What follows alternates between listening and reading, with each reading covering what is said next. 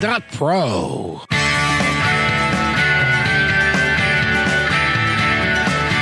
Welcome back to Positive Talk Radio. Our goal is simple: to explore evolving ideas one conversation at a time. So come on over into our world. I know you'll like it, because on today's show, we feature someone who knows a lot about stuff, and I know nothing about anything. So this is going to be a very, very interesting conversation that I'm going to have with a gentleman by the name of Joel Bouchard. I think that's right. I will double check that. Let me talk to my linguistic expert, Nathan. Is Bouchard correct? Good morning, Kevin. Good morning to you, sir. I'm very good at English.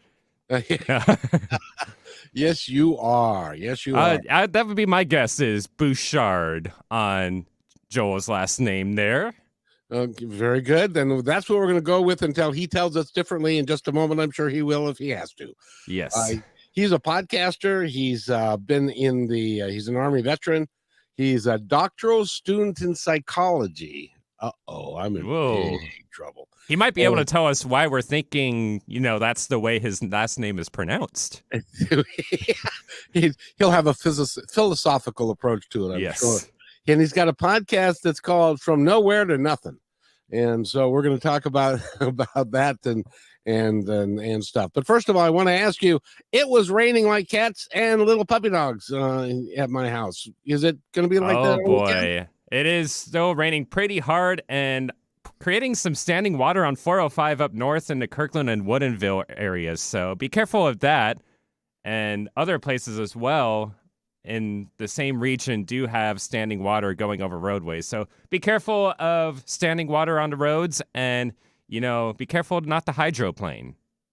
That's a bad thing because you can lose control and it can be and it happens so fast. Yes. So you just need to be very careful.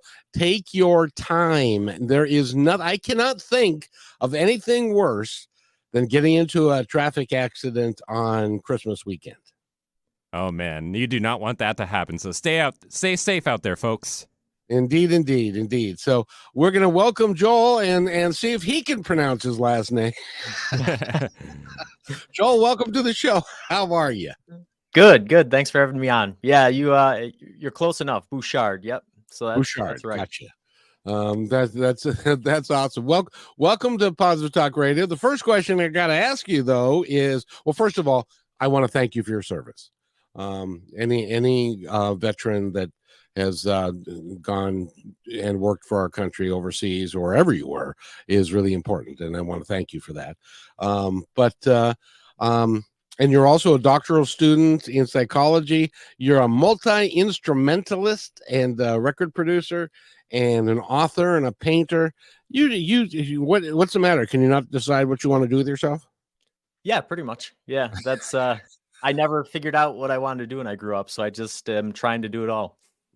And you're doing a really fine job. I was listening to your podcast and it made my head hurt. So I just wanted to. You were talking about nothing and nowhere, and on that particular one, and it's one of the recent ones that you've done. And it's an interesting. Where did you come up with the name and the concept for this particular podcast? Yeah, so the name is a quote by another philosopher. The podcast was inspired by my co-host, Norm Gayford. He was my philosophy professor in college. And so the whole idea behind the show was trying to recreate the conversations we'd have in his classroom during philosophy class. So it's just the two of us. There's no class, but we try to draw the audience in a little bit and make people think and have some dialogue at home with it. So that was kind of the inspiration for it. It's a very interesting concept. I keep getting told that I need to niche down, and you have niched down because it's a very you're from nowhere to nothing. I'm curious to know though, where is nowhere, and if there is nowhere, is there nothing? Yeah, it's a very deeply philosophical question, right? Because what and positions philosophers have taken is well, if you can conceptualize nowhere or nothing, then they must exist. If nowhere else, then in your own mind, even if in reality they're impossible, right?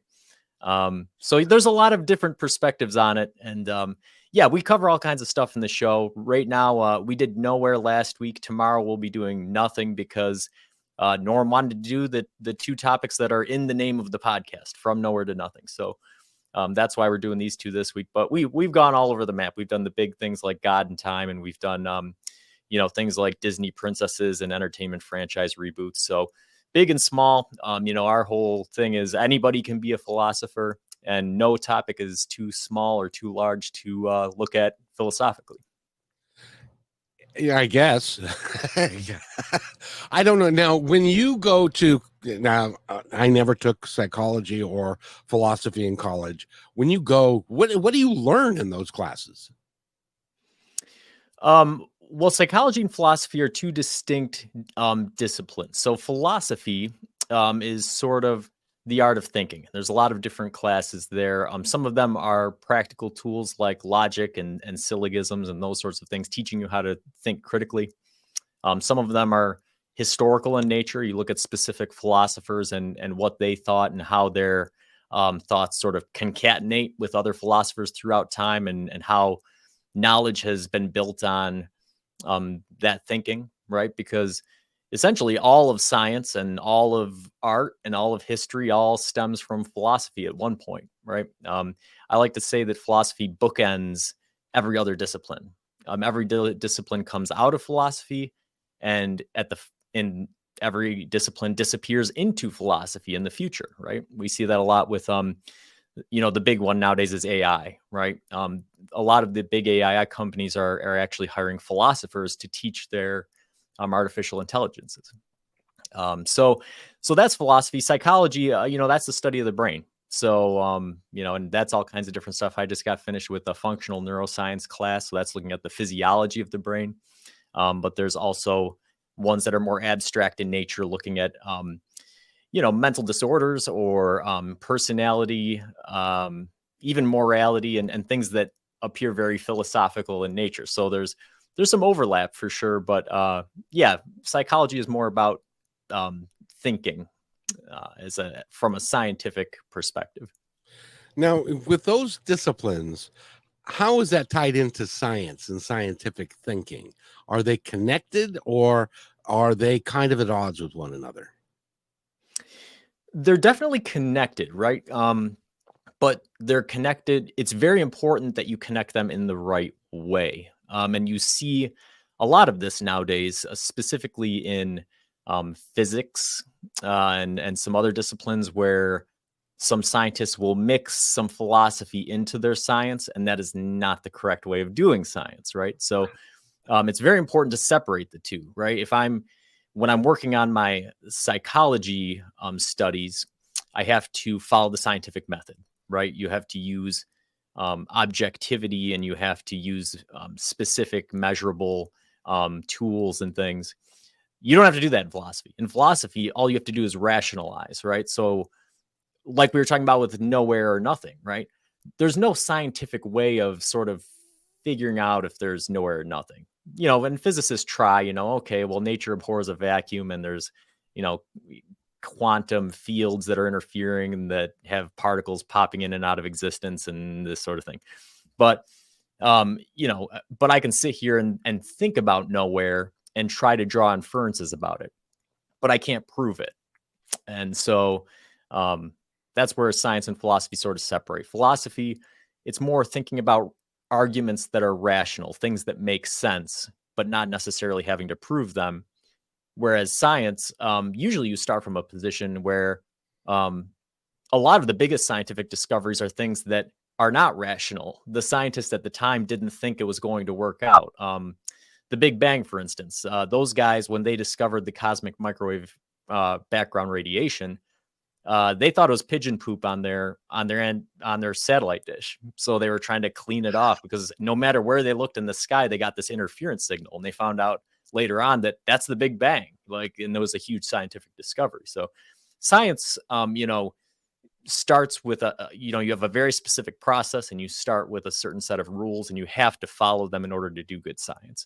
Whereas philosophy, it's a free for all. You have rules of logic, but outside of that, you're free to think up thought experiments and other things that support it. I have to tell you, one time I was a bus driver for 12 years, and I met a psychology major on the bus, and we had this, what I called a deep discussion, but I think for her it was much too easy. But in any event, we were talking about psychic mediums, and were they real? Were they not real? If they are real, where do they get their information? And if they're not real, how good are they at doing cold readings and that sort of thing? She was on the side of it's all fake. They all do cold readings, and there is no mediumship or afterlife per se that we can put our fingers on. And so therefore, if we can't prove it, it doesn't exist, was her attitude. Is that kind of a scientific attitude? Yeah, I think so. I think a lot of scientists will take that bend, and you'll see that sometimes scientists will be a little bit schizophrenic in their approaches, where professionally they might say one thing and then personally they might say another, especially when it comes to religion, right? There's a lot of people in the medical field, right, who understand evolution, they understand biology and the way the body works, but personally they might have religious beliefs that contradict those practical practices, right? So yeah, with psychic mediums, right? A psychologist, a good psychologist, and they've done studies. They've tested mediums, and have found that there's nothing statistically significant about what mediums can predict. So in the eyes of science, it's not real. But science is very strict, right? The loosey-goosey, right, scientific reports only allow you statistical significance if there's a 1 in 20% chance that you made a mistake. So if you think about it, that's a pretty high standard to hold somebody to, right? If psychic mediums are real, who knows how accurate, they always talk about how cloudy things are or whatever. Well, if that's really the case, then can we expect them to be right 19 out of 20 times? I don't know. So yeah, scientifically, it's pretty easy to say, okay, well, we can study this, right? We can come up with a hypothesis. We can come up with objective measures to look at it by, and then we can put the medium to the test. And if they fail, then it's bunk, right? A philosopher wouldn't do that. A philosopher would use probably more inductive reasoning. Say, okay, well, if somebody's making contact with a dead person, how would that happen? Well, first we have to know what makes up consciousness. Is consciousness, panpsychic in nature? Is anything that is made up of atoms and molecules have some fundamental form of consciousness? And just if it's aggregated in the form of a human brain, it takes on certain characteristics, but if it's aggregated in the form of a rock, it takes on different characteristics. After a being dies, how does the new amalgamation of atoms work? Is it possible that it could communicate with somebody across time or space, or maybe even multiple universes? And it doesn't necessarily say that, oh yeah, sure, now psychics are right, or that astrology is true or anything like that. That's not philosophy either, right? Philosophy has rules of logic. You have to come up with a systematic argument that's convincing based off of the scientific facts that we do have and the rational arguments that we do have. So it's not like anything goes, but you have a little bit more leeway to construct rational arguments, whereas in science you need the proof, you need the evidence, right? So that's kind of sort of the difference, I guess. Well, that's a very brilliant of you to be able to come up with, because we haven't talked about any of this beforehand. So I'm just kind of throwing stuff at you. Basically, one of the things that we talk about a lot is that we are energetic beings in the physical body. Is there any proof to that? Is that because I know our hearts and our brain are function with electricity or with and so there is energy there. Is that something that they take into account as to where that energy goes, how big it is, how important it is to our well-being and our structure and all that kind of stuff? Yeah. So here's another spot where, science and philosophy can not always diverge, but sometimes diverge. Science is monistic, monist in nature, which is to say that in the view of science, the brain and the body are all one thing, right? So when I die, I'm dead, right? Before I was born, I didn't exist, right? Everything that makes me is up here and in my body. Whereas philosophy, some philosophies are monist, some are dualist, which is Descartes and these other guys that would say, well, no, I have a soul, or I have some consciousness that survives after my death or is separate from my viscera, my physical body. Now, science does not say that that's not true, but what they say is that's outside the realm of science, right? What we need to understand human beings can be looked at by looking at the brain. So, but that being said, some questions are outside of the scope. Consciousness is the big one, right? When we look at people's brains and imaging studies, like when you're trying to pronounce my last name, right? Your Wernicke's area and your Broca's area in your left, lobe are lighting up and trying to say, okay, well, usually a CH makes this sound and that sort of thing. And then your prefrontal cortex puts all that info together and sends it back through, and you say what you think my best pronunciation of my name is. If you have a problem in either one of those areas of your brain, it's going to mess with how your speech works. So science looks at that physical part of the brain. Okay, what's lighting up when somebody's doing something? If somebody has damage to a certain part of the brain, what are the effects? And basically view it as an advanced electrical system with many, many connections that we don't quite understand, but it's all physical in nature. Whereas, again, philosophy, you can open up, you can consider the possibility of a soul and how that works with, with the body. You can attempt to answer those questions that science refuses to get involved in, either because of a lack of technology or because of a lack of understanding, or just a fear of legitimate scientists saying, I don't have my name attached to this, right? This is weird, So philosophy gives you a little bit more leeway. Well, I got to ask you a question, because how would a scientist handle this?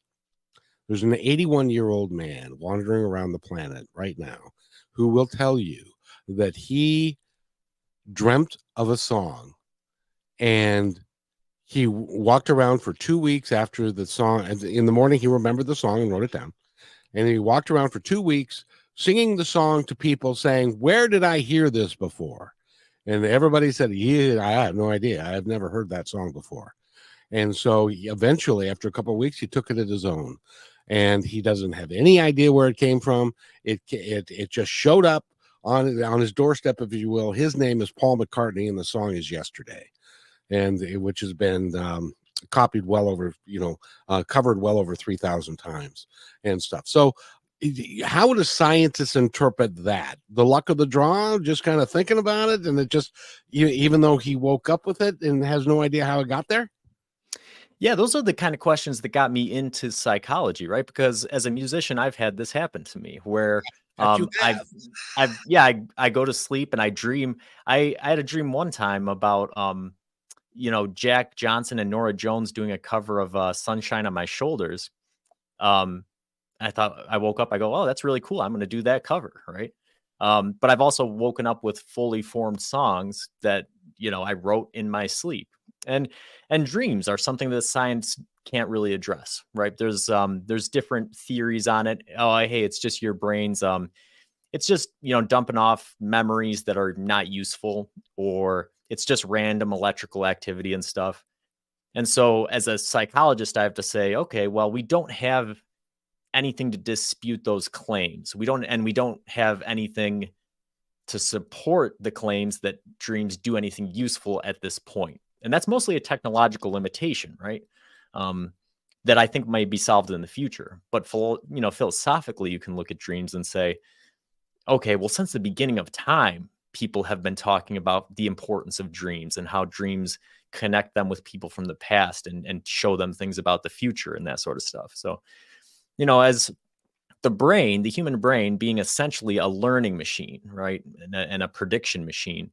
I think that there's some very valuable aspects of dreaming that the science just isn't capable of understanding right now. And so we come up with alternative hypotheses that we are not obligated to follow through on proving it at this point. So philosophically, it's much more fun to explore, what could be some of the possible meanings of this, Well, exactly. Another one is near-death experiences, because science, in the reading that I've done lately, science will say, well, your brain lives for a period of time after it no longer is getting oxygen to it, and it and the cells die slowly. So it's during this period after when the heart stops beating that and tell me if I'm wildly incorrect in this, when the heart stops beating, that you can still have hallucinations. And so when the heart is restarted, those hallucinations are brought forth as remembrances of this near-death experience, when they'll say nothing really happened at all. You were just hallucinating prior to brain death, but then you didn't have brain death, and so you can remember some of that stuff. Am I close to being how they describe it? Yeah. And this is another one that nobody wanted to touch because it was so spooky. And then a pretty well-regarded psychologist decided to tackle it and, do a lot of observational research and that sort of stuff, and came up with some pretty clever insights into near-death experiences. But yeah, no, that's sort of the gist of it on a physical level is your body produces the psychedelic compound DMT. But your body also produces an enzyme that breaks down DMT before it takes any psychological effects on you normally. So one of the theories is that as you're dying, your body sort of says, hey, this is it. There's nothing we can do to protect you from this. There's no coming back from this, right? So here you go, and it stops, it releases all the DMT into your body, and you have these hallucinations. And one thing they know from studying people who have been on DMT trips is that it has a very consistent presentation. They talk about machine elves or this sort of thing, aliens, angels. There's usually some kind of supernatural being that tells you everything's going to be all right and that you're coming home and this sort of stuff. It's kind of a light at the end of the tunnel experience. Whether you're recreationally using DMT or whether you're having a near-death experience. And then you come back and you remember these sorts of things. So yeah, you're sort of remembering a hallucination. But in my mind, there's also a lot of evidence, people with anesthesia and these sorts of things that we don't quite understand where consciousness starts and ends, because there's been some people, even in imaging studies, where we're looking at their brains while they're under anesthesia, nothing's happening, and then they wake up and recite to you what all of the doctors were talking about, and you go, Exactly. Well, what do you do with that, right? Or another case, one that really intrigues me, is encephaly, brain encephaly, where you have ventricles in your brains. They're just these little cavities that are usually filled with cerebrospinal fluid, and they're very small. With some people, they become enlarged, so enlarged that you almost don't have a brain. You just have this thin layer around the outside of your skull. And a lot of these people are very mentally handicapped, as you would assume. But about a quarter of them function absolutely normally, with 10% of the brain mass that a normal person has, right? And so these are things that they objectively exist, but science doesn't have any answers, right? And that's where philosophy becomes important in my mind, is in trying to address these questions in a systematic, structural, rational way that gives scientists some path to follow. Some, it's kind of like watching Star Trek, the old Star Trek, and watching them talk on their watches or that sort of thing. You need somebody who has the idea to do this that rationally makes sense. And then you need some techie people to come in and actually figure out how to do it. Well, that's philosophy and science, right? Philosophers have the big ideas, and then the scientists follow up practically with it. And by the way, I was listening to your podcast, and your partner made a reference to Star Trek, Star Trek: The Wrath of Khan, when they were gonna follow the guys that had gone in the transporter, but they didn't know where they went. And so he said, we're going to go where they went. Well, what if they went nowhere? Well, this is your chance to get away from it all, I believe is what the doctor said. Yeah. And so it was entertaining. I really enjoyed it. And but it makes you think, because when we need to take a break here in a second, but when we come back from this break, I'm going to tell you my John Edward experience. Do you know who John Edward is? Yeah. The psychic medium. And by the way, I've done over 2,000 interviews in my time doing podcasts and radio and all that stuff. I've worked with a bunch of psychics. Some they're like a box of chocolates. You never know what you're going to get. Or some are a good witch and some are not a good witch. And so you have to be careful and be discerning about who you allow to do these things and to read for you and to get some folks who actually have had experience with them. But let's take this break, and then when we come back, I will tell you my John Edward experience that it made me an absolute believer. I got to tell you. By the way, we're talking with Joel Bouchard. Yes, Bouchard. Yeah, close enough. Yeah. No, if there's no R in there, it's Bouchard. Say it for me, please. Then I'll get Bouchard. Very good. And he, of course, is the podcaster from Nowhere to Nothing. Look it up. It's everywhere, and the podcasts are. And so I encourage you to go do that, because it will give you a different perspective and a different way to think.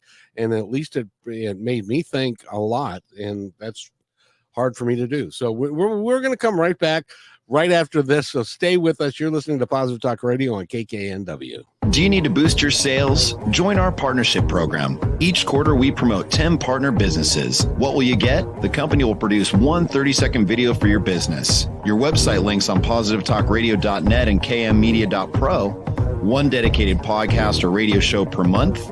One video Instagram reel. One YouTube short.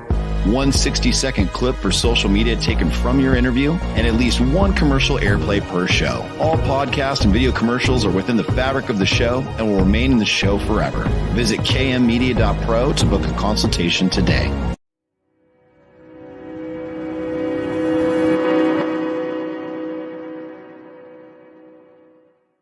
When you want to say more than words communicate, you can with flowers. Your custom boutique floral studio in Bothell, Washington is anaturaldesign.com, connecting you to nature through the language of flowers. Where your people are is where our flowers are beautiful. Your success is our goal. For being our appreciated listener, you can use promo code PTR20 at checkout to receive 20% off your order. anaturaldesign.com at your fingertips today. We believe in the power of telling your stories.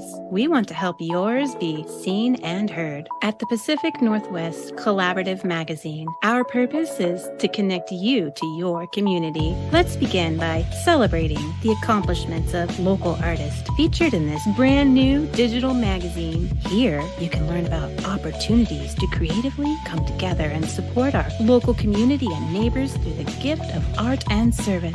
If your business or organization would like to take part in this magazine, message us on Instagram at pnw.collab. You can download our free digital magazine at KM Media Pro today. Thank you to our dedicated fans. We are updating our live on-air schedule to make it super easy for you to hang out with us 5 days a week, Monday through Friday at 3 p.m. Pacific Standard Time. We broadcast on YouTube, Facebook, and live on Fridays with Kixie 8:80 a.m. Seattle Live. You can find our library to binge all the podcast platforms. We can't wait to see you at 3 p.m. Monday through Friday, starting September 4th, Labor Day 2023.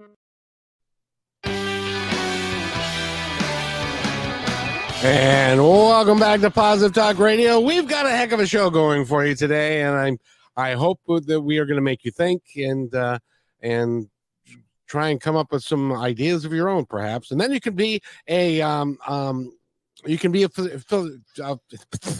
philosophy major all unto your own right and come up and write philosophy books and become there's a big and prove that the chair doesn't exist.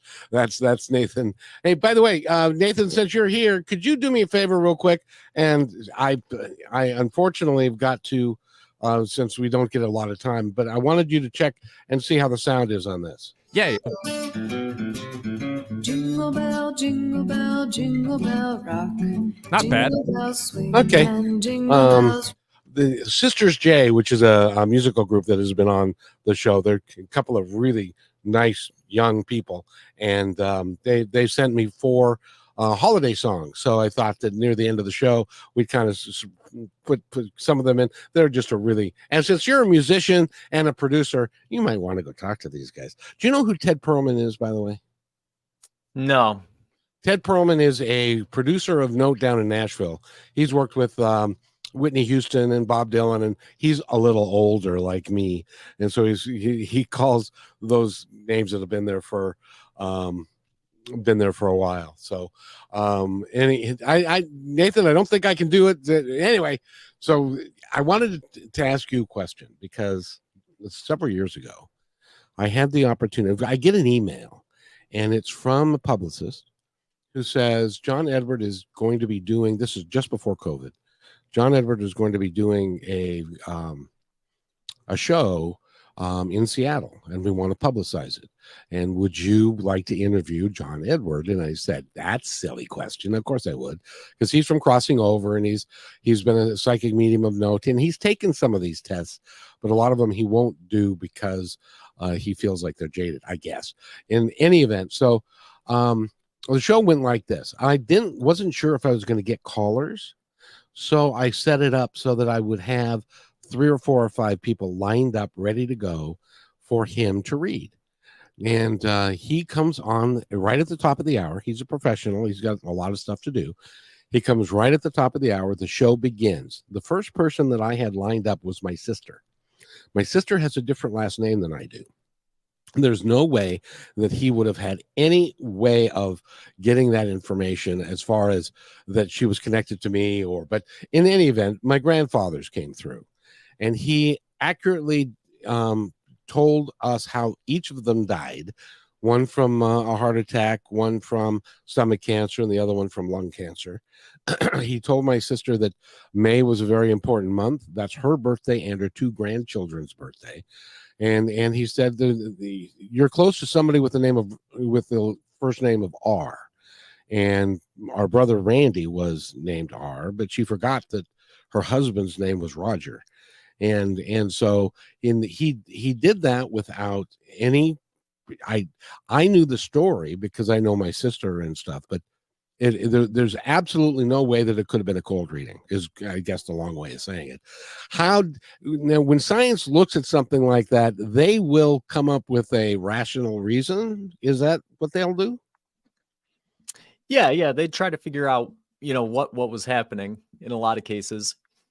And there's some things there that are, based on probabilities, right? So,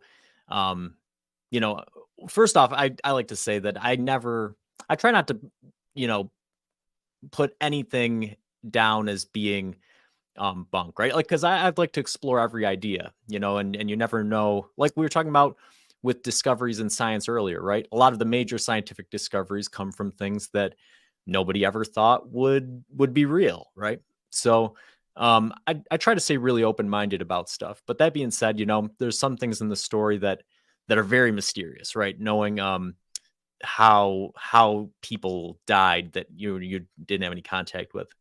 And then there's other parts where you go, it's probably based on probabilities, right? So somebody close to you with the name R, it's sort of it's a shot in the dark, but it causes you to do a lot of the work, right? Well, okay, yeah, I do know somebody with the name R. If he had said S or G or something, maybe you would have come up with somebody else. Or May's an important month. Well, you got a 1 in 12 shot, and somebody might be searching to find what the importance is. So yeah, there's a few aspects to it, right? Some of it's probabilistic there, but yeah, some of it, if it can't be explained, it can't be explained, right? There's no, and if it can't be explained in a scientific way, then science is just going to say, well, we can't address this phenomenon, at least until you have some new technology or a new method or something like that. So they'll generally leave it alone, right?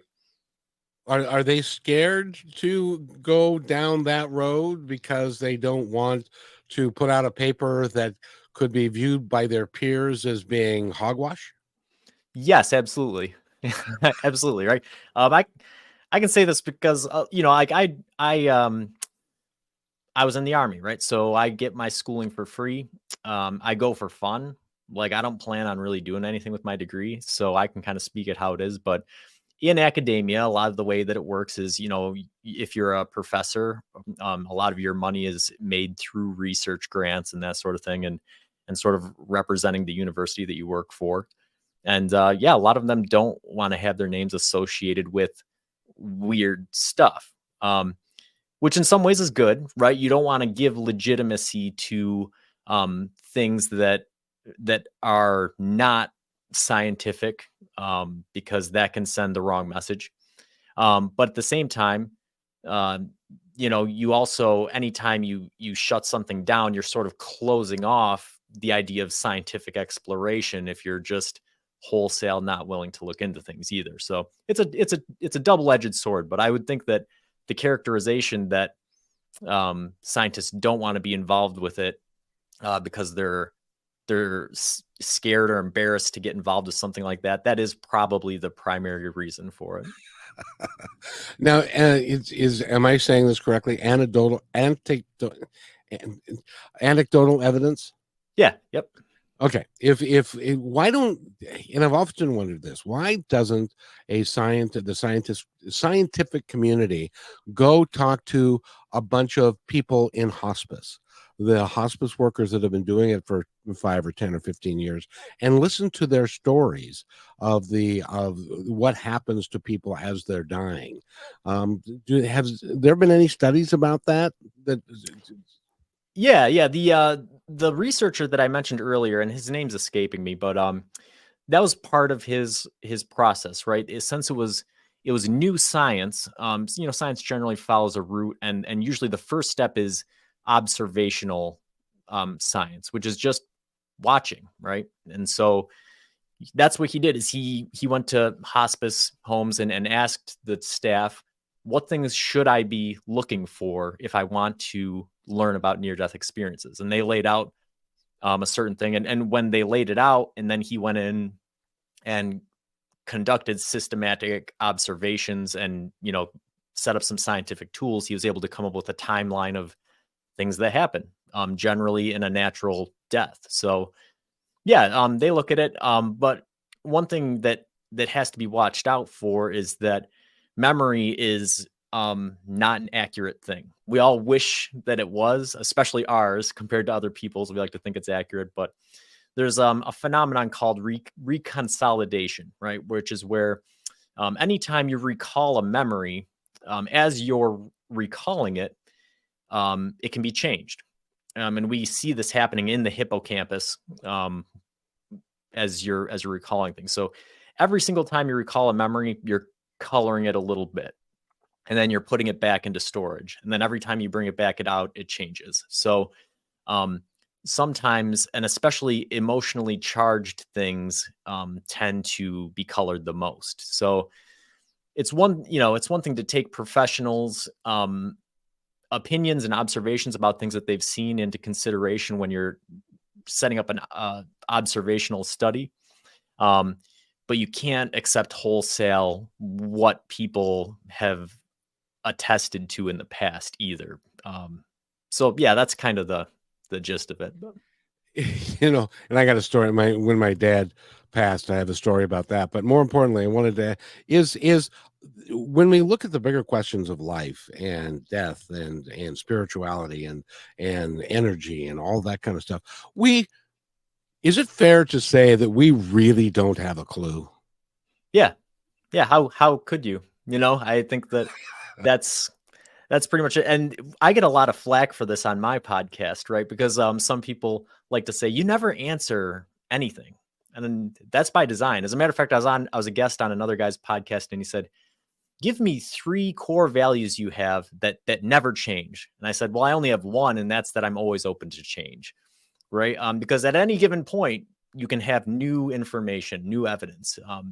If a dog came up to me and started talking right now, I'd only need that one instance to know that dogs can talk, right? It's that simple, So I'm always open to change and to new ideas and that sort of thing. But yeah, when it comes to metaphysical topics, things that can't be studied systematically under the guise of science, it's anybody's game. And that's why I don't bash people, right? If the flying spaghetti monster created the earth in 6,000 years and hid dinosaur bones from people and stretched starlight billions of years, he could do that if he was God, and I can't prove that he didn't, right?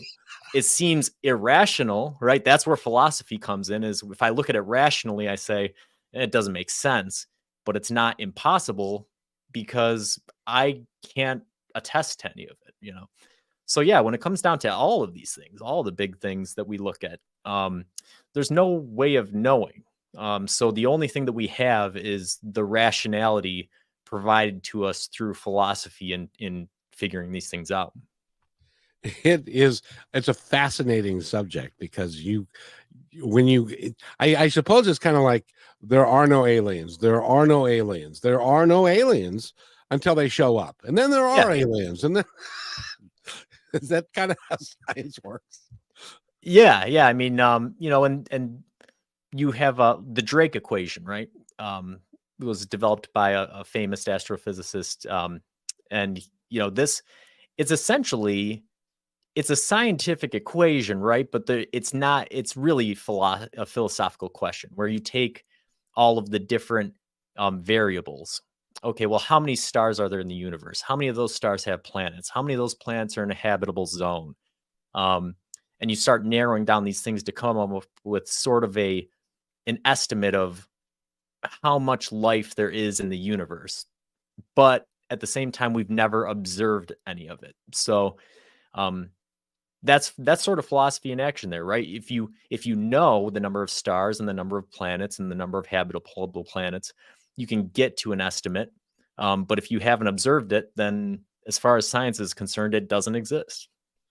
But isn't that where math comes into it? Because isn't it true that if there is, since we're here, we know that there's at least one planet in the universe that can support life as we know it. So statistically speaking, since there are billions of galaxies and millions of galaxies and billions of, that statistically speaking, that it would make more sense than not. It's kind of like the legal standard of more true than not true, that there would be another planet like us in there. Is it do they consider that at all? Yeah, absolutely. Yeah.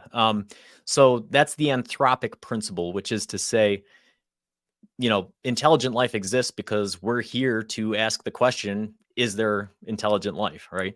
And so, yeah, that plays into it. There's, roughly 100 billion galaxies in the universe, and each one has roughly 100 billion stars. And so it's a simple game of probabilities, right? It's very likely that life exists in some form. Whether it's intelligent like us, what you find is that when you look at the inflationary epoch and a bunch of other aspects of the universe, we really sort of hit the jackpot in terms of becoming as intelligent as we are. So is there anybody out there as intelligent as us? That one's hard to say. But if you were to ask me, is there life in the universe? I'd say almost definitely. As a matter of fact, I think that if you went to Enceladus in our own solar system, you'd probably find microscopic life, maybe even on Mars or the moon. It seems very, very likely you'd find life of some kind. But something with an intelligence that resembles humanity, that is the $1 million question, if it's out there or not. Well, and that then again goes down to the question of faith and belief and your belief structure. I'll give you an example. My mom, God rest her soul, honestly, truly, completely, you said it earlier, believed that the earth is 6,000 years old. And they said, well, where did the dinosaurs come from? Where did they go? And they were planted there to throw us off the trail. And because you can rationalize anything if you choose to, and that was her rationalization of the literal interpretation of what she called the Bible. And somebody went through and Adam begat Cain begat, and they figured out it was 6,000 years. But that has got no validity in reality either, because they can prove that our planet has been around for billions of years. Yeah, and this is a very important distinction I need to make, right? We've talked about philosophy so far and how it's rational in nature. Then you just mentioned how your mom rationalized a biblical framework, even though the rationale is sort of disproved by science. So what separates philosophy from a conspiracy theory or a quack sort of pseudoscience, right? It comes down to Occam's razor, right? Parsimony, which are big words for the simplest explanation is usually the right one. So if you have to devise a theory where dinosaur bones were planted or starlight was stretched billions of years or these sorts of things, then philosophy says, well, that's much less likely than if the starlight just took billions of years to get here and that dinosaurs existed and they went extinct millions of years ago, right?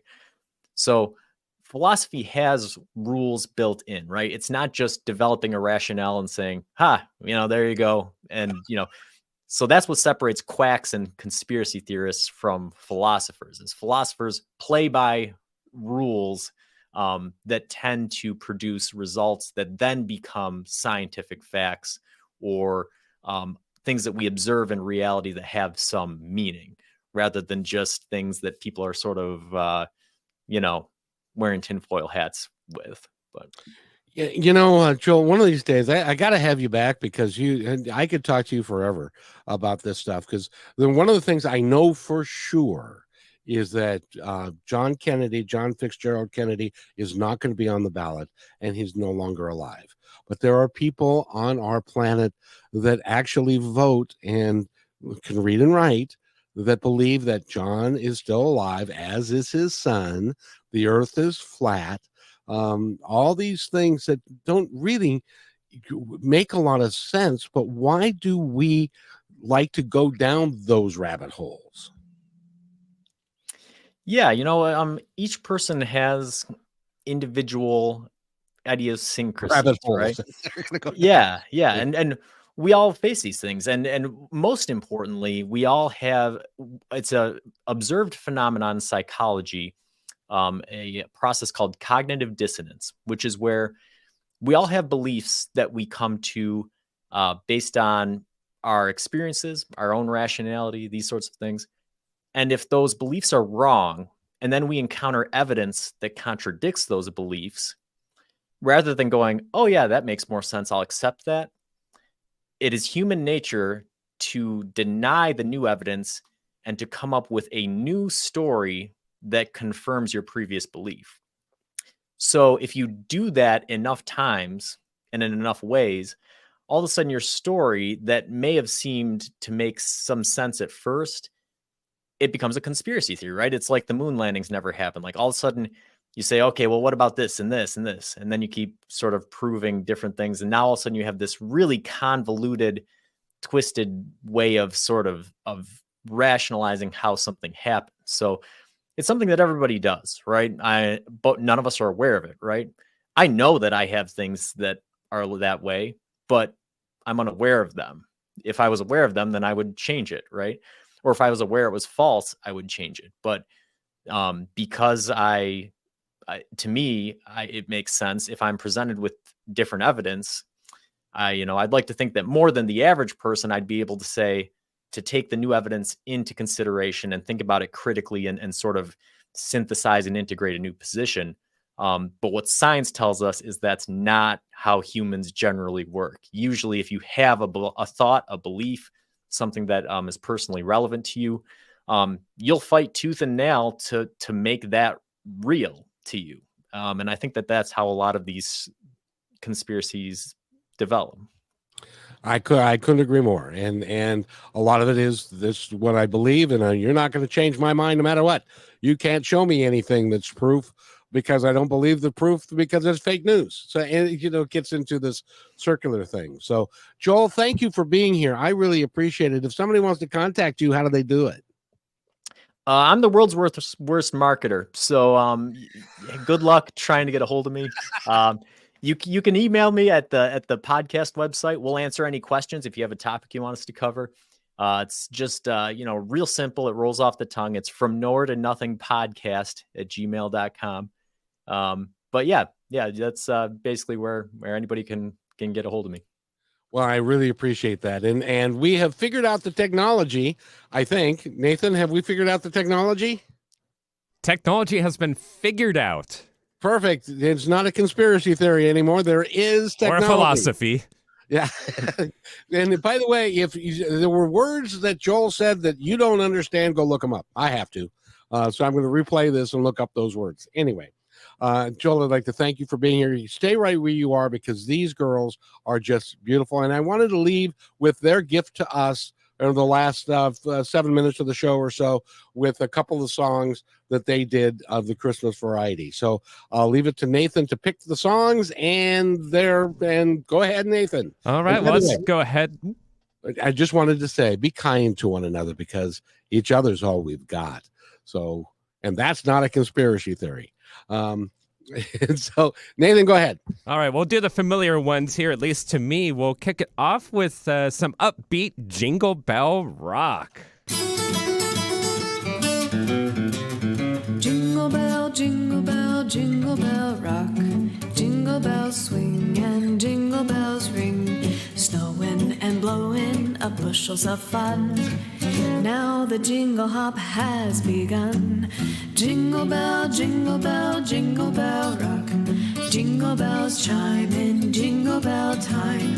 Dancing and prancing in Jingle Bell Square.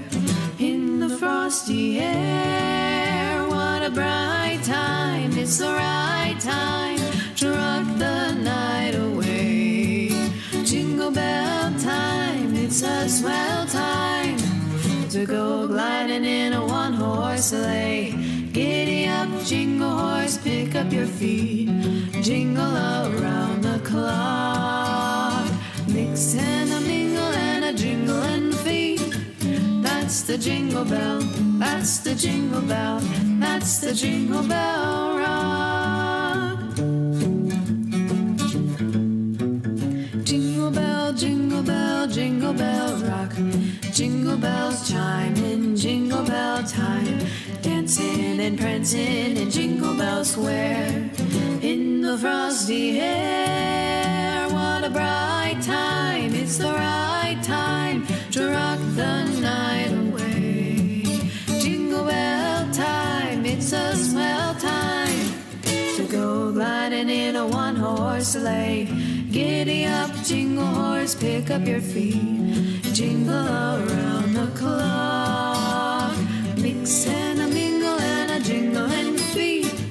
That's the jingle bell, that's the jingle bell, that's the jingle bell rock.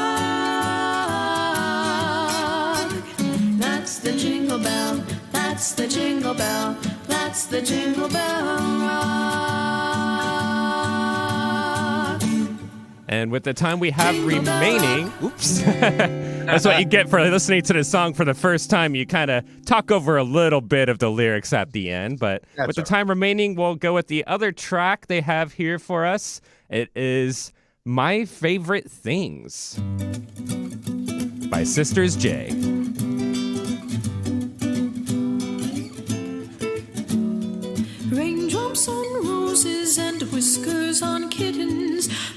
copper kettles and warm woolen mittens, brown paper packages tied up with strings. These are a few of my favorite things.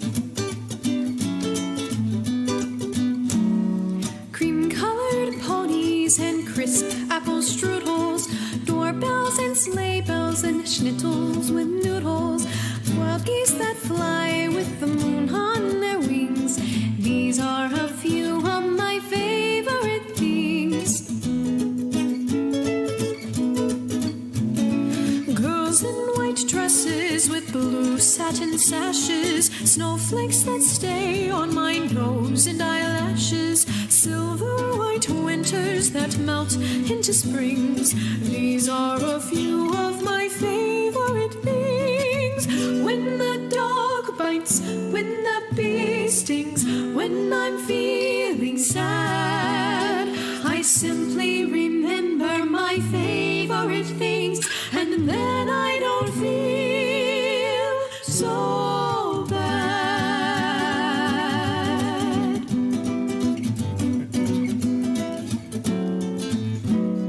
Raindrops on roses and whiskers on kittens, bright copper kettles and warm woolen mittens, brown paper packages tied up with strings.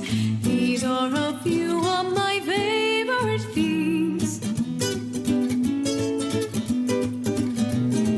Cream-colored ponies and crisp apple strudels, doorbells and sleigh bells and schnitzel with noodles, wild geese that fly with the moon on their wings. These are a few of my favorites.